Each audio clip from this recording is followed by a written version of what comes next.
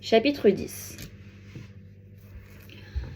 La femme du pilote, réveillée par le téléphone, regarda son mari et pensa. Je le laisse dormir encore un peu. Elle admirait cette poitrine nue, bien carénée, elle pensait à un beau navire.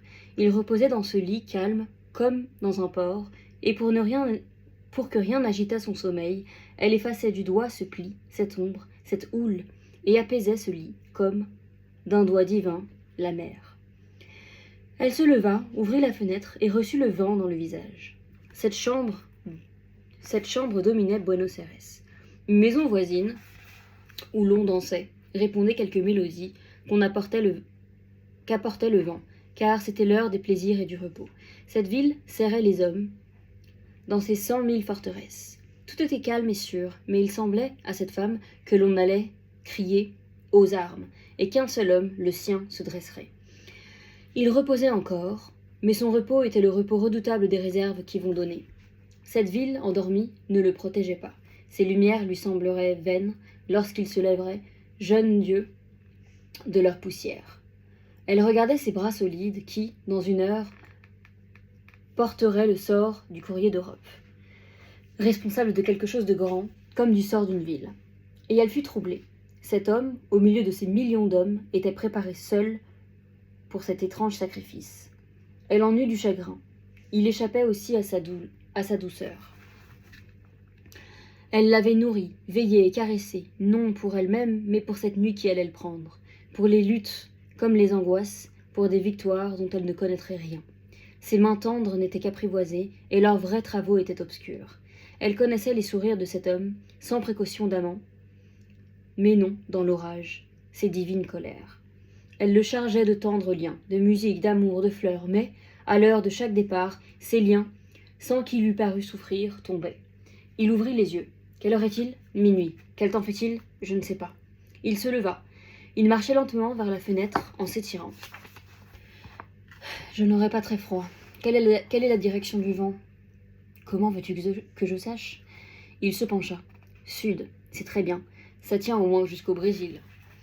Il remarqua la lune et se connut riche. Puis ses yeux descendirent sur la ville. Il ne la jugea ni douce, ni lumineuse, ni chaude. Il voyait déjà s'écouler le sable vain de ses lumières. À quoi penses-tu ? Il pensait à la brume possible du côté de Porto Alegre. J'ai ma tactique. Je sais par où faire le tour. Il s'inclinait toujours. Il respirait profondément, comme avant de se jeter, nu, dans la mer. Tu n'es même pas triste ? Pour combien de jours t'en vas-tu ? 8 jours. Il ne savait pas. Triste ? Non. Pourquoi ? Ces plaines, ces villes, ces montagnes, il partait libre, lui semblait-il, à leur conquête. Il pensait aussi qu'avant 1 heure, il posséderait et rejetterait Buenos Aires. Il sourit. Cette ville, j'en serais si vite loin. C'est beau de partir la nuit. On tire sur la manette des gaz face au sud, et 10 secondes plus tard, on renverse le paysage face au nord.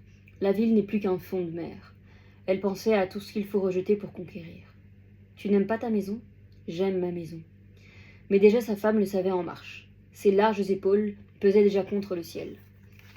Elle le lui montra. Tu as beau temps, ta route est pavée d'étoiles.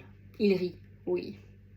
Elle posa la main sur cette épaule et s'émut de la sentir tiède. Cette chair était donc menacée ? Tu es très fort, mais sois prudent. Prudent, bien sûr. Il rit encore. Il s'habillait pour cette fête. Il choisissait les étoffes les plus rudes, les cuirs les plus lourds. Il s'habillait comme un paysan. Puis, il devenait lourd. Plus il devenait lourd, plus elle l'admirait. Elle-même bouclait cette ceinture, tirait ses bottes. Ces bottes me gênent. Voilà les autres. Cherche-moi un cordon pour ma lampe de secours. Elle le regardait, elle réparait d'elle-même le dernier défaut dans l'armure. Tout s'ajustait bien. Tu es très beau. Elle l'aperçut qui se peignait soigneusement. C'est pour les étoiles ? C'est pour ne pas me sentir vieux. Je suis jalouse. Il rit encore et l'embrassa et la serra contre ses pesants vêtements. Puis il la souleva à bras tendus, comme on soulève une petite fille, et, riant toujours, la coucha. Dors. Et fermant la porte derrière lui, il fit dans la rue, au milieu de l'inconnaissable peuple nocturne, le premier pas de sa conquête. Elle restait là, elle regardait, triste, ses fleurs, ses livres, ses douceurs, cette douceur qui n'était pour lui qu'un fond de mer. On va s'arrêter là, même si c'est court. Demain, chapitre 11. Il faut que j'y aille.